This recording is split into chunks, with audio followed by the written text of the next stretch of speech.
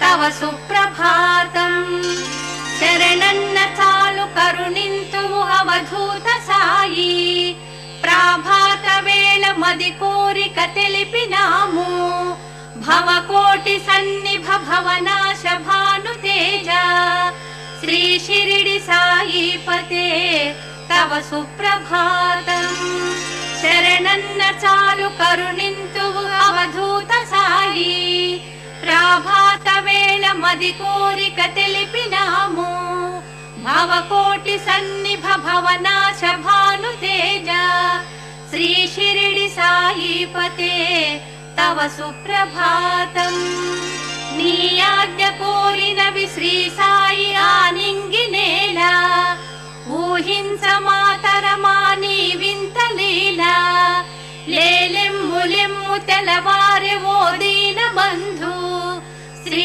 షిరిడి సాయిపతే తవ సుప్రభాతం లేలెమ్ము నిదుర సద్గురుదేవ సాయి మాలోని అహము ఖండన సేయుమయ్యా నీ భక్త బృందమును పాలించ సమయమాయే श्री शिरिडि साईपते तव सुप्रभातम् मा कष्ट भारमुलु नीपैन मोपिనంత मटुमायमे कदा मदिलोनि चीकटंత లేలెమ్ము నిదుర తెలవారెను సాయి రామా శ్రీ షిరిడి సాయిపతే తవ సుప్రభాతం నిన్ను నమ్మినట్టి నిజ భక్తుల కోరికలను అడగకనే తీర్తువని ఇలా నమ్మెనయ్యా ఈ విశ్వమందు సమతత్వము పెంచుమయ్యా శ్రీ షిరిడి సాయిపతే తవ సుప్రభాతం లేలెమ్ము సాయి అవధూత సాయినాథ నీ చరణ కమల దర్శన భాగ్యమిమ్ము ఊహించతరమ సాయీశ్వర నీ యోగమాయా శ్రీ షిరిడి సాయిపతే తవ సుప్రభాతం అసమాన రూప రవితేజ యోగి రాజా సద్భక్తులంత గుడి ముంగిట వేచినారు నీ దివ్య రూపము చూడగ వేడినారు శ్రీ షిరిడి సాయిపతే तव सुप्रभातम् नी वचनामृत धारलयंदु मुनिगी तरियिंतुमु साई दय चूपवोयि कनु तेरचीलगांचु ओ कमल नयना श्री शिरिडि साईपते तव सुप्रभातम् मा भक्तलोक संरक्षक साईनाथा లేలెమ్ము నిదుర ఇలగాంచుము శ్రీ దత్తనాథ నీ దివ్య దర్శన భాగ్యము యోగమోయి శ్రీ షిరిడి సాయిపతే తవ సుప్రభాతం మా భక్తలోక సంరక్షక సాయినాథ లేలెమ్ము నిదుర ఇలగాంచుము శ్రీ దత్తనాథ నీ దివ్య దర్శన భాగ్యము యోగమోయి श्री शिरिडि साईपते तव सुप्रभातम्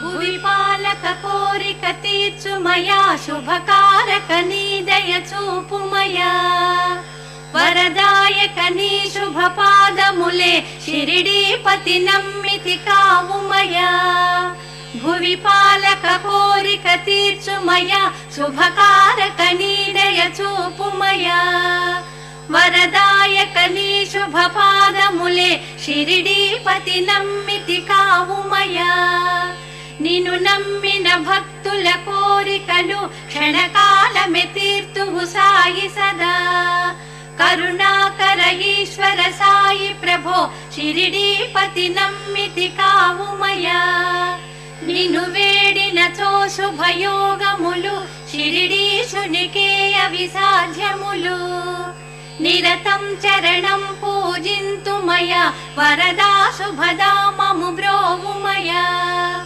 అరుణోదయ వేళలో చేరితిమి శుభపాదము వేడుచు పిలిచితిమి ముని దేవతలు నిను గొల్తురయ వరమీయవ సాయి తరింతుమయ భవనాశకనీ శుభరూపమునే ఇలవేడి స్తుతించెను సాయి ప్రభో ప్రణమిల్లితి వేడితి షిరిడిపతి గురుదేవ శుభాంగ స్మరింతుమయా వరదాత సురేశ్వర సాయి ప్రభో నిన్ను చేరిన భక్తులగావుమయా షిరిడీశ్వర ఈశ మహేశ ప్రభో కరుణించుము సాయి దయా నిలయా నిన్ను చేరిన మా కల తీరునయా ప్రభుని శుభగానము వేద సమం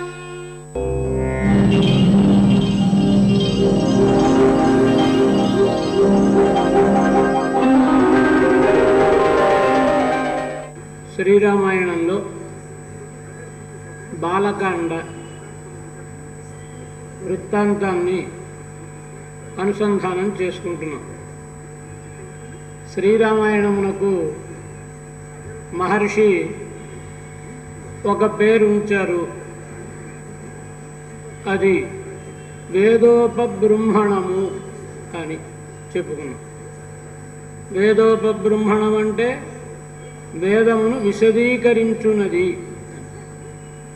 వేదములలో తెలుపబడిన పరమాత్మ స్వరూపాన్ని యథావస్థితంగా మన హృదయాలకు హత్తుకునే రీతిగా విశదీకరించినటువంటి గ్రంథం శ్రీరామాయణం ఒకటి. రెండవది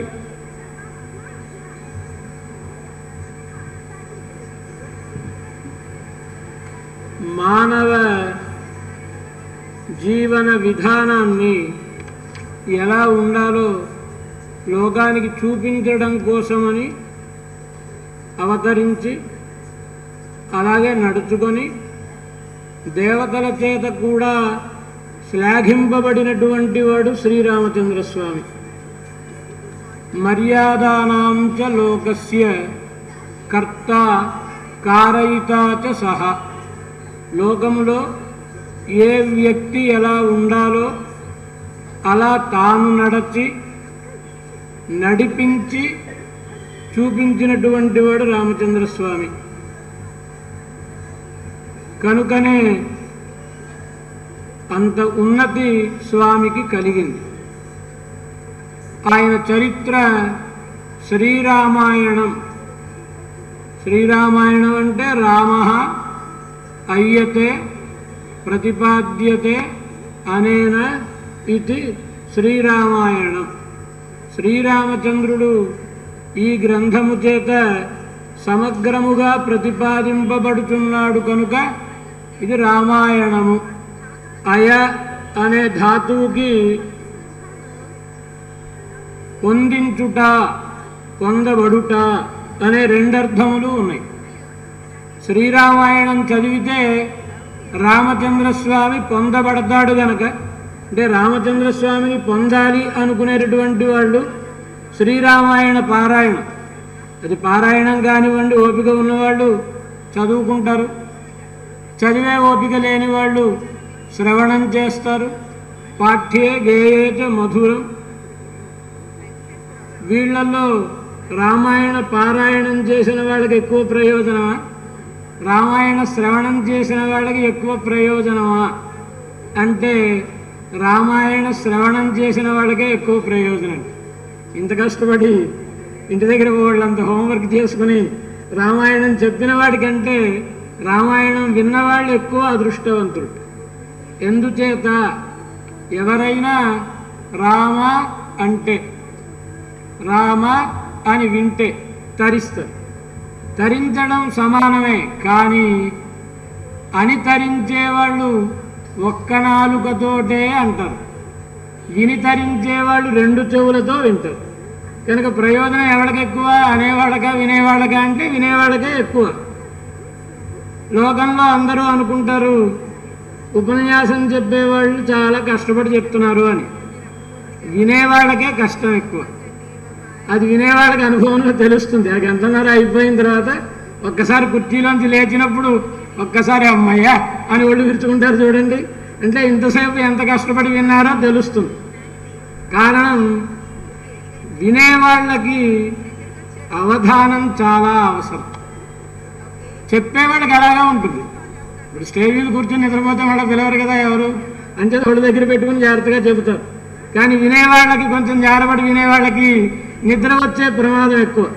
అందులో ఇలాంటి ఘట్నాలలో పురాణాలు లాంటి చోట హాయిగా నిద్ర వస్తుంది, మంచి చక్కగా గాలి తగులుతుంది, మంచి వాతావరణం ఇది. అయినా నిద్రపోకుండా వినడం అంటే ఎంత కష్టం. కనుక అది చాలా కష్టం కలిగించేదే. దానికి తోడు రామకథ జోలపాటలా ఉంటుంది. శ్రీరామ త్వదనేక చిత్ర చరిత ప్రోద్దామ సంకీర్తన ప్రాగల్భ్యాత్ అవధూతమూర్ధ్ని. ఒక ఆయన చాలా అందంగా చెప్పాడు. ఏమని? శ్రీరామచంద్ర, పాములకు చెవులు లేకపోవడం ఎంత మేలు అని. ఏమయ్యా, ఎందుకు మేలు? నీ కథ వినగానే ఎలాంటి వాళ్ళైనా తల ఊపుతారు కదా. ఒకవేళ ఆదిశేషుడు కూడా నీ కథ విని తల ఊపితే క్వ భూహు క్వ గిరయః క్వామీ దిశామీశ్వరాః, ఈ భూమి ఏమైపోతుంది? ఆదిశేషుడే కనుక రామకథను వింటూ తల ఊపాడు అనుకోండి, ఈ భూమి కింద పడిపోతా, పర్వతాలు ఏమైపోతాయి? కనుక అశ్రోత్రాః ఫణినః తదే తదుచితం.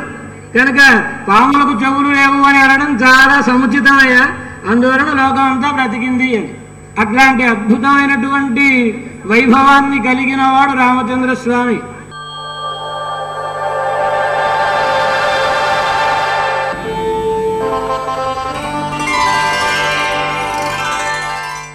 రాముడు అరణ్యవాసానికి వెళ్ళవలసి వచ్చినప్పుడు తండ్రి చెప్పాడు గనక వెడుతున్నాను, తండ్రి వాక్యాన్ని పరిపాలిస్తున్నాననే ధోరణితోటి వెళ్ళాడు ఆయన. అలాగే ఆ వెళ్ళేటప్పుడు ఆయన తన తమ్ముడిని తీసుకువెళ్ళాడు, తన భార్యను తీసుకువెళ్ళాడు. అక్కడ ఆయన పొందినటువంటి కష్టాన్ని దృష్టిలో పెట్టుకు చూసినట్లయితే భీష్ముడు మరింత ఎక్కువ కష్టపడ్డాడేమో అని అనిపిస్తుంది. అంటే భీష్ముడు తన తండ్రికి వివాహం చెయ్యడం కోసం రాజ్యాన్ని విడిచిపెట్టాడు, వివాహాన్ని కూడా విడిచిపెట్టాడు. మానవుడికి పూర్ణత్వం సిద్ధించాలి, పూర్ణ పురుషుడు కావాలి అని అంటే పక్కని ఒక స్త్రీ యొక్క సాహచర్యం కూడా ఉండాలి.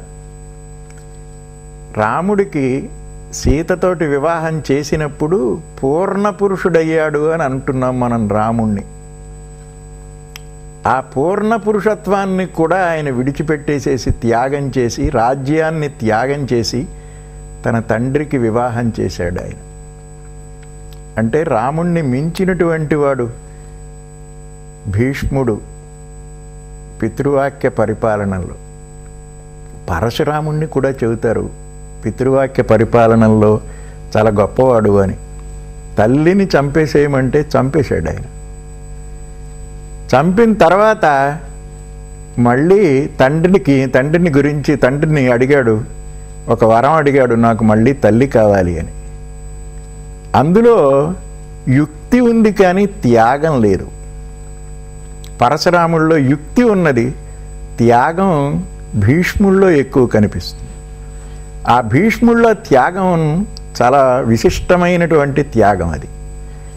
ఆ భీష్ముడు రాజ్యాన్ని విడిచిపెట్టాడు, రాజ్యంతో పాటు వివాహాన్ని కూడా విడిచిపెట్టేశాడు. అయినా కూడా ఆ వంశాన్ని ఉద్ధరించేందుకు పక్క నుండి భరత వంశాన్ని తానున్నంత కాలం చక్కగా కాపాడాడు. అది ఆయన చేసినటువంటి పితృవాక్య పరిపాలన. ఇంకో విషయం కూడా ఉంది ఇందులో. భీష్ముడికి ఈ పితృవాక్య పరిపాలన గుణం తండ్రి దగ్గర నుంచి వచ్చిందేమో అనిపిస్తుంది. తండ్రి శంతన మహారాజు. ఆ మహారాజు యొక్క తండ్రి ప్రతీపుడని ఒక మహారాజు. శంతనుడు చిన్నతనంలో ఉండగా, వయసులో ఉండగా ప్రతీపుడు ఓ రోజుని చెప్పాడు శంతనుడికి, నీవు రేపు గంగానది ఒడ్డుకు వెళ్ళినప్పుడు ఒక స్త్రీ కనిపిస్తుంది. ఆ స్త్రీని నీవు ఎవరు ఏమిటి అని అడగకుండా వివాహమాడు. ఆమె ఎవరో నీకు తెలియవలసిన పని లేదు. ఆ మెళ్ళ తాళి కట్టేయమన్నాడు. కళ్ళు మూసుకుని ఆయన తండ్రి చెప్పినటువంటి మాటని పట్టుకుని శంతన మహారాజు గంగాదేవి మెడలో తాళి కట్టాడు.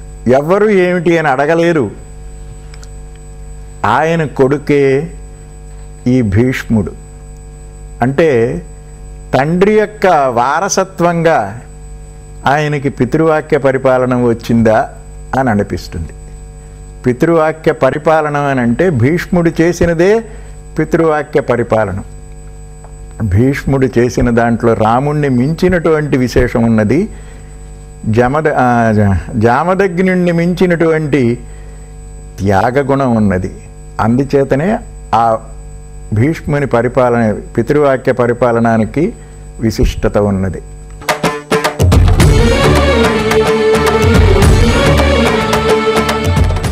చూడండి, శివపురాణంలో విద్యేశ్వర సంహితలో బ్రహ్మకి విష్ణువుకి శివుడు మొట్టమొదట మంత్రోపదేశం చేశాడు అని ఉంటుంది. మంత్రోపదేశం చేసేటప్పుడు కొన్ని నియమాలు ఉంటాయి. సహజంగా గురువు గారి దగ్గర శిష్యులు తప్ప శిష్యులు కాని వాళ్ళు, మంత్రోపదేశం పొందని వాళ్ళు రాకూడదు. గురువు దగ్గర మంత్రోపదేశం పొందిన శిష్యుడు జీవితంలో ఎప్పుడైనా గురువు వస్తే 2 చేతులు జోడించి వినయంగా నమస్కరించాలి. బ్రహ్మ విష్ణువు ఇద్దరూ కూడా శివుడి పాదాలకు నమస్కరించి శంభవే గురవే నమః, ఇదే శ్లోకపాదం ఉంటుంది మొదటి భాగంలో. గురువైన శివుని కొరకు నమస్కారం, శంభవే గురవే నమః అని శివపురాణంలో చెప్పారు. తర్వాత ఎవరికి తోచినట్టు వాడు శివాయ గురవే నమః అని మార్చుకున్నారు, కొందరు ఇంకోటి అన్నారు. ఏదైతేనే అందులో మాత్రం శంభవే గురవే నమః అని శివపురాణంలో ఉన్నది. దాని ప్రకారంగా ఆయనకి నమస్కారం చేయగానే ఇదిగో ఈ గోకర్ణ క్షేత్రంలోనే మొట్టమొదట ప్రణవ పంచాక్షరీ మంత్రాన్ని శివుడు బ్రహ్మకి విష్ణువుకి ఓం నమశివాయ, ఇది ప్రణవ పంచాక్షరి. నమశివాయ అనేది 5 అక్షరముల మహామంత్రం, శివమంత్రం. దీనికి ఓంకారం చేరితే ప్రణవ పంచాక్షరి అంటారు. ఓంకారానికి శివప్రసాదము అని పేరు. అందుకే దీని మరో పేరు ఏమిటి, ప్రాసాద పంచాక్షరి, ప్రసాదమును ఇచ్చేటటువంటి. అనగా నమశివాయ అని జపించగానే ఎవరినైనా అనుగ్రహించి వారిని కోరిన కోరికలు తీర్చేటటువంటి పంచాక్షరీ మంత్రం గనక దీనికి ప్రాసాద పంచాక్షరీ మంత్రము అని పేరు అన్నమాట. ఈ మంత్రాన్ని శివుడు ఉపదేశించాడు. ఉపదేశించేటప్పుడు ఏం చేశాడు ఆయన, తిరోధాన వస్త్రం అని, అంటే ఒక వస్త్రాన్ని తెర కింద అడ్డం పెట్టాడు. తెరకి యువతల వైపు శివుడు కూర్చున్నాడు, అవతల వైపు బ్రహ్మ విష్ణువులు కూర్చున్నారు. మహామంత్రాలను కొన్ని ఉపదేశించేటప్పుడు మధ్యలో ఇలా గుడ్డ పెట్టుకుని ముసుగు వేసి చెప్పాలని. అందుకని ఆ వస్త్రం వాళ్ళిద్దరి నెత్తి మీద ముసుగు వేసి, ఇప్పటికి కూడా మీరు ఉపనయనం చూశారు కదా, ఉపనయనంలో బ్రహ్మోపదేశం చేసేటప్పుడు గొడ్డలా వేస్తాడు బ్రహ్మగారు. వేసి అప్పుడు రహస్యంగా చెవిలో గాయత్రి మంత్రాన్ని ఉపదేశిస్తాడు. అలాగే ఈశ్వరుడు ఈ క్షేత్రంలో బ్రహ్మకి విష్ణువుకి ప్రణవ పంచాక్షరీ మంత్రాన్ని అలా ముసుగేసి వస్త్రం పెట్టి ఉపదేశం చేశాడు. అంటే వాడు మీరు వచ్చినది ఎటువంటి స్థలం, చరిత్రలో మొట్టమొదటిసారిగా త్రిమూర్తులలో 2 శివుడి దగ్గర మంత్రోపదేశమును పొందిన దివ్యస్థలానికి వచ్చారు. ఆ స్థలంలో ఉన్నప్పుడు ఎలా ఉండాలో ఆలోచించండి. తెలిసి కానీ తెలియక కానీ అసలు ఆ స్థలంలోకి అడుగు పెట్టడమే మనకు యోగం అన్నమాట. ఈ తీర్థయాత్రలు ఎటువంటివో తెలుసా, అగ్ని వంటివి. నిప్పు తెలిసి తొక్కినా తెలియక తొక్కినా దాని మీద కాలు వేస్తే మన కాలు కాలుతుంది.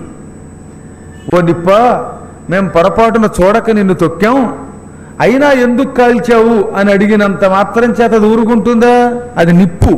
నువ్వు చూసి తొక్కినా చూడక తొక్కినా నిప్పు తొక్కావు కనుక కాలుతుంది. తీర్థయాత్రలు కూడా ఇష్టం ఉండి వచ్చినా, లేదా భర్త బలాత్కారం మీద భార్య వచ్చినా, భార్య బలాత్కారం మీద భర్త వచ్చినా, లేకపోతే ఎవడో వాడు లాక్కొచ్చాడని వచ్చినా, పోన్లే ఎలాగో టిక్కెట్ తీసుకున్నాం కదా అని వచ్చినా మొత్తం మీద దాని ఫలితం ఇస్తుంది. కానీ తెలిసి చేస్తే దేనివల్లైనా లాభం ఎక్కువ ఉంటుంది. మనం ఒక ఉద్యోగంలో ప్రవేశించాక ఆసక్తితో ఇష్టంగా మార్చుకుని ఉద్యోగం చేస్తే కీర్తి పొందుతాం, సంపదలు పొందుతాం. ఏదో ఇష్టం లేకుండా ఉద్యోగం చేసినా రిటైర్ అయిపోతాం, పెన్షన్ వస్తుంది, అది వేరే విషయం. కానీ మీరు ఎప్పుడో చూడండి, బాధ్యతతో ఇష్టపడి చేస్తే వచ్చే లాభం ఇష్టం లేకపోతే రాదు. అలాగే క్షేత్రాలకి ఎలాగో వచ్చాం గనక ఉన్నంతకాలం అత్యంత భక్తిని ఈ క్షేత్రం మీద పెట్టుకొని మనస్సుని సంపూర్ణంగా నిమగ్నం చేసి అప్పుడు గనక ఇక్కడ శివపురాణాన్ని వింటే ఏనాడో మహానుభావులంతటి వాళ్ళు ఉపదేశం పొందిన దివ్యస్థలం కనుక ఈ దివ్యస్థలంలో విన్న కథ ఒత్తప్పుడు విన్న కథ కంటే కొన్ని 1000 రెట్ల ఫలితం ఇస్తుందన్నమాట. వేలాది రెట్ల ఫలితం ఇస్తుంది. సహజంగా శివపురాణాన్ని ఎక్కడ విన్నా ఫలితం వస్తుంది.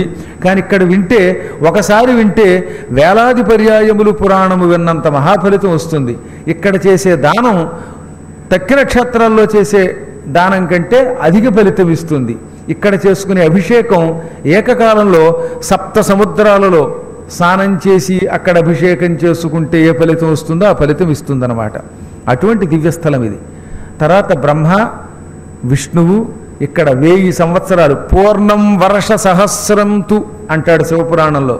1000 సంవత్సరముల కాలం ఇక్కడ పంచాక్షరీ మంత్ర జపం చేసుకుని ఆ తర్వాత తీర్థయాత్రలు ముగించుకొని తమ తమ లోకాలకు వెళ్ళిపోయారు. ఒకప్పటి మాట, నారద మహర్షి తాను పుట్టిన కొత్తల్లో ఓ మహాతపస్సు చేశాడు. హిమాలయ పర్వతాలకు వెళ్ళి ఏకదీక్షతో ఆయన నిరంతర నారాయణ భక్తిపరుడు గనక ఓం నమో నారాయణాయ తుభ్యం నమః ఈ మంత్రాన్ని అనుష్ఠానం చేసుకున్నాడు. అలా కొంతకాలం తపస్సు చేస్తూ ఉంటే ఇంద్రుడికి అనుమానం వచ్చింది. ఇంద్రుడికి ఎప్పుడూ ఒక అనుమానం ఏమిటంటే, ఎవరైనా తపస్సు చేస్తే ఈ తపస్సు చేసిన వాడు తన ఇంద్ర పదవి ఎక్కడ లాక్కుంటాడో అని ఆయనకి భయం. అందుకని వెంటనే ఏం చేశాడు, మన్మధుడిని పిలిచి, మన్మథ రతీదేవితో పాటు నారదుడు తపస్సు చేస్తున్న హిమాలయ పర్వత ప్రాంగణానికి వెళ్ళు, నీ మన్మథ బాణాలు ప్రయోగించి నారదుడు తపస్సు పాడై వాడు సంసారంలో ప్రవేశించేటట్టు చెయ్యి. నారదుడి తపస్సు పాడైపోవాలి, నువ్వేం చేస్తావో చెయ్యి అన్నట్ట. మన్మథుడు తలుచుకుంటే ఎంతటి వాడినైనా తపస్సు మాని బయటికి పరిగెత్తేలా చేయగలడు. ఆఖరికి మంచం మీద పడుకుని మూలుగుతున్న ముసలివాడి మనస్సులో కూడా మన్మథ బాధని అందించగలిగే శక్తి ఉన్న మహానుభావుడు మన్మథుడు అంటే. ఆయనతో చాలా జాగ్రత్తగా ఉండాలి.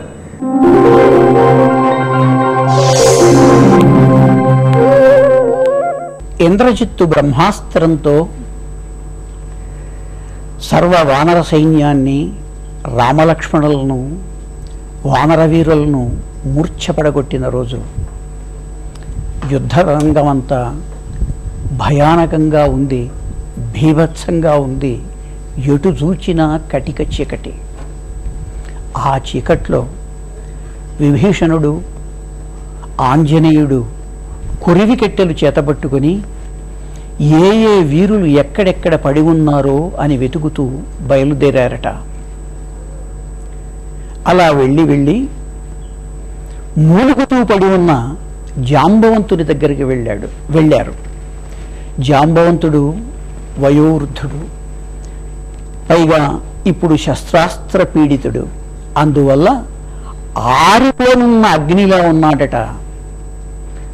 అతని ప్రక్కకు వెళ్ళేసరికి విభీషణుణ్ణి గొంతు గుర్తుపట్టి, జాంబవంతుడు ఆంజనేయుడు బ్రతికి ఉన్నాడా అని అడిగాడట. విభీషణుడు ఆశ్చర్యపోయాడు.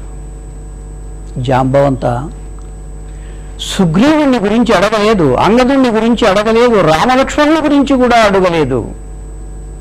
ఆంజనేయుని గురించి ఎందుకు అడుగుతున్నావు అని అడిగాడట విభీషణుడు. తస్మిన్ జీవతి వీరేతు హతమప్యహతం బలం హనుమజ్జుజ్జిత ప్రాణే జీవంతోపి వయం హతాః. హనుమంతుడు ఒక్కడు బ్రతికి ఉంటే చాలు, సర్వ వానర సైన్యం హతమైనా జీవించి ఉన్నట్లే. హనుమంతుడు ఒక్కడు ప్రాణాలు వదిలితే చాలు, సర్వవానర సైన్యం బ్రతికి ఉన్నా మరణించినట్లే అన్నాడట. వయోవృద్ధుడు, జ్ఞానవృద్ధుడు అయిన జాంబవంతుని మాటలు ఆంజనేయుని శక్తి సామర్థ్యాలకు చక్కని తూకపురాళ్ళు. అద్భుతమైనటువంటి శక్తి, అమేయమైనటువంటి యుక్తి, అచంచలమైన భక్తి, ఈ మూడు సంగమించిన త్రివేణి తీర్థం ఆంజనేయుని వ్యక్తిత్వం. శ్రీమద్ రామాయణంలో ఆంజనేయుడు విభీషణుడు జాంబవంతుడు అన్నాడని కాదు, ఎందరికో ప్రాణదానం చేశాడు. సముద్రాన్ని లంఘించడం ఎలా అని చెప్పి లంఘించలేక ప్రాయోపవేశానికి పూనుకున్నటువంటి వానరులందరికీ తాను సముద్రాన్ని లంఘించి ప్రాణ ప్రదాతగా నిలిచాడు. అంతేకాదు, సీత అశోకవనంలో ఆత్మత్యాగం చేసేటటువంటి సమయంలో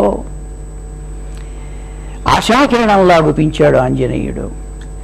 సీత వార్త తీసుకొచ్చి శ్రీరామునికి చెప్పి అతని దుఃఖాన్ని నివారించాడు ఆంజనేయుడు. రామాయణంలో ఎందరికో ప్రాణదాత అయ్యాడు, శుభవార్తలు అందించాడు.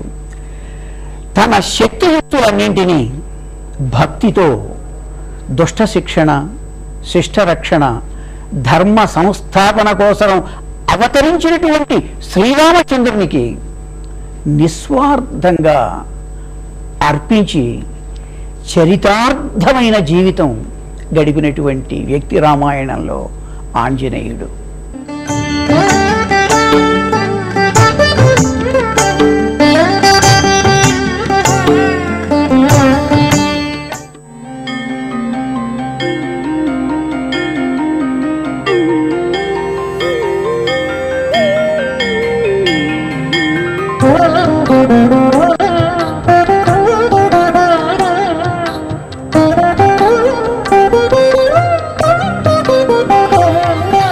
భగవానుని దర్శించగా భక్తి మార్గమే సులభమైనదని సాయి తెలియజేసెను. భగవానుని దర్శించగా భక్తి మార్గమే సులభమైనదని సాయి తెలియజేసెను.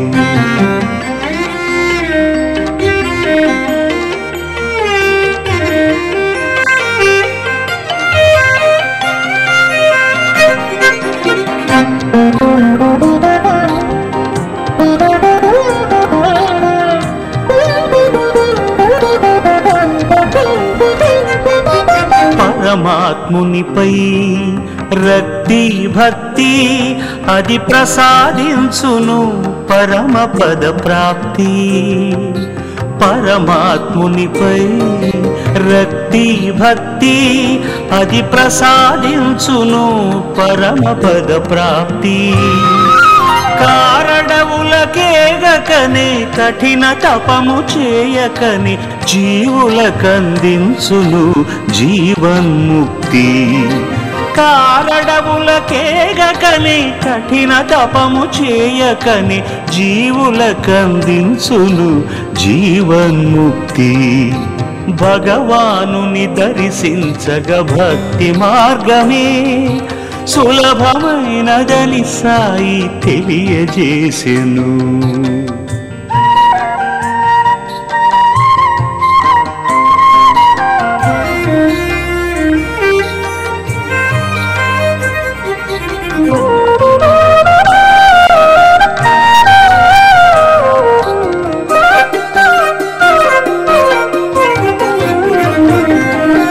సగుణారాధనమే సర్వోత్తమమైనదని పూజాదులు చేయుట పుణ్యప్రదమని. సగుణారాధనమే సర్వోత్తమమైనదని పూజాదులు చేయుట పుణ్యప్రదమని. ఫలితమునాశించక పరమేశార్పణగా ప్రతి కార్యము చేయుమని బాబా సూక్తి. ఫలితమునాశించక పరమేశ